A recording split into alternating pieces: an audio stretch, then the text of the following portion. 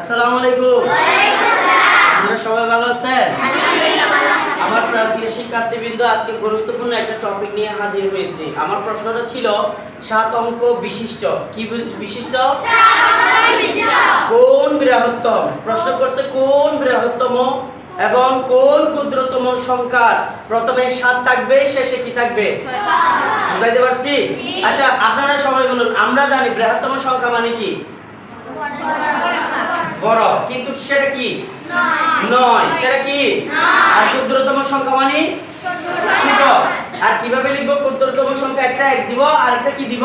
0। তাহলে সবাই বলো, আমরা 3 অঙ্কের বৃহত্তম সংখ্যা কত জানি? বলো, 3 অঙ্কের বৃহত্তম সংখ্যা কত জানি? 3টা। সবাই বলো, 3 অঙ্কের বৃহত্তম সংখ্যা কয়টা? নয়। 3 অঙ্কের ক্ষুদ্রতম সংখ্যা একটা 1। Very good. ক্ষুদ্রতম সংখ্যা একটা 1। তাহলে একইভাবে যদি আমাকে 3 অঙ্ক না দিয়ে যদি 7 অঙ্কের বৃহত্তম সংখ্যা বলে, আমরা কি পারবো না? তাহলে আমরা লিখবো, আমরা জানি। কি লিখবো? 7 অঙ্কের বৃহত্তম সংখ্যা কয়টি নয়? কয়টি নয়? Very good. 7 অঙ্কের ক্ষুদ্রতম সংখ্যা কি লিখবো? একটা শুরুতে 1 দিব। 7 অঙ্ক বললে একটা 1 দিব, তাহলে একটা 1 যদি চলে যায় আর কয়টা থাকবে? এই 6টা হবে 0। 6টা কি হবে? আমরা তো যদি 8 অঙ্কের ক্ষুদ্রতম সংখ্যা বলে আপনি কয়টা 1 দিবেন? তাহলে আর কয়টা সংখ্যা বাকি থাকবে? ওই 7টা 0 বসে দিবেন। 7টা কি বসে দিবেন? তাহলে 7 অঙ্কের ক্ষুদ্রতম সংখ্যা একটি 1, আর বাকি কয়টা? 6টা 0। আমরা এইটুকু পারবো কিনা সবাই বলো? সবাই পারবো? Very good. এখন দেখেন, আপনাকে যদি এই দুইটা দিয়ে একটা ঘুরিয়ে প্রশ্ন করা হয়, যদি বলা হয় 7 অঙ্কের বৃহত্তম সংখ্যা এবং 7 অঙ্কের ক্ষুদ্রতম সংখ্যার মধ্যে পার্থক্য কত? কি বলছে? পার্থক্য। তাহলে এইখানে কিভাবে করবেন আমি বলি। একইভাবে লিখবো, আমরা জানি 7 অঙ্কের বৃহত্তম সংখ্যা 7টি নয় এবং 7 অঙ্কের ক্ষুদ্রতম সংখ্যা একটি 1, কয়টি 0? পারবো ইনশাআল্লাহ। সুতরাং 7 অঙ্কের বৃহত্তম সংখ্যা ও 7 অঙ্কের ক্ষুদ্রতম সংখ্যার মধ্যে পার্থক্য। তাহলে পার্থক্য কিভাবে লিখবেন বলেন তো? পার্থক্য কিভাবে লিখবেন? এটা থেকে এটা কি করে দিবেন? বিয়োগ করে দিব। আমরা কি বিয়োগ পারবো? এই দেখো, আমি 7টা 9 লিখি। কয়টা 9? কয়টা 9 হইছে এখন? 7টা 9 হইছে এখন? 4 4 থেকে 7 হইছে না? আর 7টা একটা 1, 6টা 0 দিছি না? এখন বিয়োগ করেন, কত হবে বলো তো? 9 9 থেকে 0 গেলে কত হবে? 9, আবারও 9, আবারও 9, আবারও 9, আবারও 9, 9 থেকে গেলে কত? 8। এটা আমার আনসার। যদি পরীক্ষায় ঘুরাই 7 অঙ্কের বৃহত্তম সংখ্যা এবং 7 অঙ্কের ক্ষুদ্রতম সংখ্যার মধ্যে পার্থক্য কত, তাহলে তুমি এইভাবেই করবে। এই 2 লাইন পর্যন্ত লিখবে, বৃহত্তম সংখ্যা এত, ক্ষুদ্রতম সংখ্যা এত। সুতরাং পার্থক্য কি লিখবা? সুতরাং পার্থক্য এইটা বিয়োগ এটা। কোনটা? এই 7টা 9 বিয়োগ কোনটা লিখবা? কোনটা লিখবা? এই একক, দশক, শতক, হাজার, অযুর, লক্ষ, নিযুত। তার মানে 10 লক্ষ। তার মানে কত লক্ষ? আর একক, দশক, শতক, হাজার, অযুর, লক্ষ, নিযুত। তার মানে কত? 99 লক্ষ 99,999। আমি কি বুঝাইতে পারছি? 99,99,999 বিয়োগ 10 লক্ষ। আমরা কি পারবো? তখন আনসার বের হবে কোনটা? এটা 89,99,999। কিন্তু আমাকে কি পার্থক্য বের করতে বলছে, নাকি বলছে প্রথমে 7 থাকবে, শেষে কি থাকবে? 6 থাকবে? সেটা বলছে। প্রথমে 7 থাকবে কি? আমি আপনাকে এই অঙ্ক দিয়ে কয়টা অঙ্ক শিখাচ্ছি? কয়টা অঙ্ক শিখাচ্ছি? যদি পরীক্ষা করে দেয় এটার মধ্যে পার্থক্য কত, আপনি 2 লাইন লিখবেন। কয় লাইন লিখবেন? 2 লাইন লেখার পর কি লিখবেন? সুতরাং পার্থক্য। সুতরাং কি লিখবেন? তারপর কোনটা লিখবেন? এটা বিয়োগ এটা। তাহলে এই উত্তরটা বের হবে, এটাই आंसर হয়ে যাবে। কিন্তু যদি পরীক্ষা বলে এই 7 অঙ্কের বৃহত্তম সংখ্যা এবং ক্ষুদ্রতম সংখ্যার প্রথমে 7 থাকবে, শেষে 6 থাকবে, এই টাইপের কোনো প্রশ্ন করলে আপনাকে এই 2 লাইনের পর আর বাকি 3 লাইন এগুলো লিখতে হবে। কিভাবে লিখবো? তখন লিখবো সপ্তমতে। তখন কি লিখবো? সবাই বলেন কি লিখবো?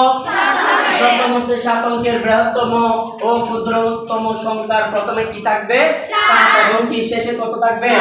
এটা আমি প্রশ্ন থেকে দেখে লিখে ফেলছি। কোনো প্রশ্ন আছে? এটা আমার প্রশ্নে আছে নাকি নাই দেখো সবাই। তাহলে আমি প্রশ্ন থেকে দেখে লিখছি সপ্তমতে। কি লিখছি? সবাই আমার সাথে বলেন 7 অঙ্কের বৃহত্তম ও ক্ষুদ্রতম সংখ্যা প্রথমে কত থাকবে? প্রথমে 7 এবং শেষে কত থাকবে? 6 থাকবে। এই একটা কথা বই থেকে লেখা যাবে? প্রশ্ন থেকে দেখে দেখে লিখতে পারবো? তারপর লাস্টে বলবো সুতরাং 7 অঙ্কের বৃহত্তম সংখ্যা। আবার এই দেখে দেখে কথাটা লিখছি। সুতরাং 7 অঙ্কের বৃহত্তম সংখ্যা সমান। তাহলে এখানে আপনাকে একটু কষ্ট করে প্রথমে 9টা বাদ দিয়ে দিবেন। প্রথমে কত বাদ দিয়ে দিবেন?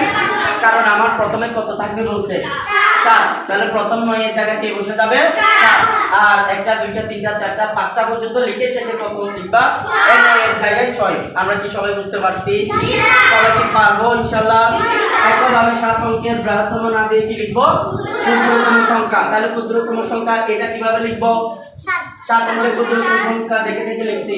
1 এর জায়গায় কত লিখবো? এই যে 7। কারণ প্রথমে কে থাকবে বলছে? 7। এবং শেষে শূন্যের জায়গায় কি লিখবো? 6। এই দুইটাই হচ্ছে আমার উত্তর। এই দুইটা হচ্ছে কি আমার আনসার। আমি কি সবাইকে বুঝাইতে পারছি? সুন্দর লাগতেছে এটা? আমরা কি পারবো? আমরা এরকম প্রশ্ন কয়বার আসতে পারে? কয়টা ঘুরে আসতে পারে? একটা বলতে পারে এই 7 অঙ্কের বৃহত্তম সংখ্যা এবং ক্ষুদ্রতম সংখ্যার মধ্যে পার্থক্য বের করো। যদি পার্থক্য বের করতে বলে এই দুইটা লাইন লিখবো। কয়টা লাইন? এই কয় লাইন লিখবো? তারপর কি লিখবো? তারপর কি লিখবো? পার্থক্য। বুঝাইতে পারছি? পার্থক্য মানে এই এটা বিয়োগ কোনটা, তখন ব্র্যাকেটে লিখবো। এই কিভাবে লিখবো ব্র্যাকেটে? এভাবে 7টা 9, 7টা 9, এই 3টা 6টা 7টা বিয়োগ কত লিখবো? ব্র্যাকেট দিয়ে কি লিখবো? এই 10 লক্ষ এটা, ঠিক আছে? এটা লিখে দিব। তারপর आंसर হবে যে কত? 89,900 কত? 99,999। এটা আমার आंसर হবে। যদি প্রশ্ন ঘুরাই, যদি প্রশ্ন এটা আমার आंसर হবে। দুই লাইন লিখে এইটুকু আমার आंसर। যদি প্রশ্ন না ঘুরিয়ে যদি বলে প্রথমে 7 এবং শেষে 6 থাকবে, তখন আমাকে এই তিনটা লাইন লিখতে হবে। আমরা কি পারবো ইনশাআল্লাহ? তাহলে আমরা এক ডিলে কয় বাকি শিখেছি? 2 বাকি। ওকে, আমি একটা স্টুডেন্টকে ডাকবো এখন। তুমি এসো। You come here. ঠিক আছে? ঠিক আছে। তুমি এদিকে দাঁড়াও। এই প্রশ্নটা কিভাবে ঘুরাইতে পারে সবার উদ্দেশ্যে বলবো।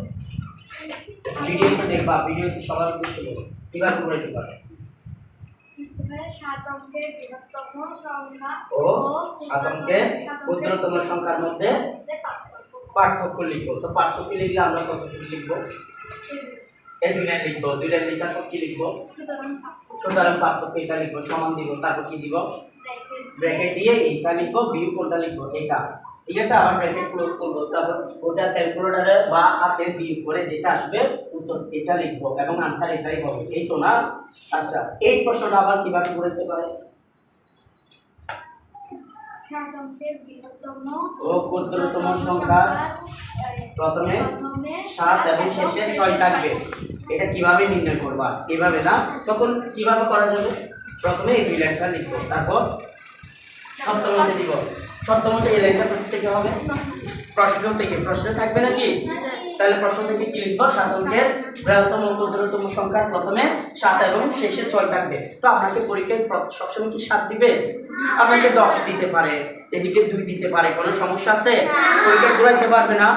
তো পরীক্ষায় আপনাকে প্রথমে না দিয়ে দিতে পারে প্রথম 2টি সংখ্যার পর। কি বলতে পারে? প্রথম 2টি সংখ্যার পর। তাহলে বলেন তো আপনারা কোথায় হবে প্রথম 2টি সংখ্যার পর? এই জায়গায় হবে না? এই জায়গায় হবে না? না, প্রথম 2টি সংখ্যার পর এই জায়গা হবে না? হ্যাঁ, এই জায়গা হবে না?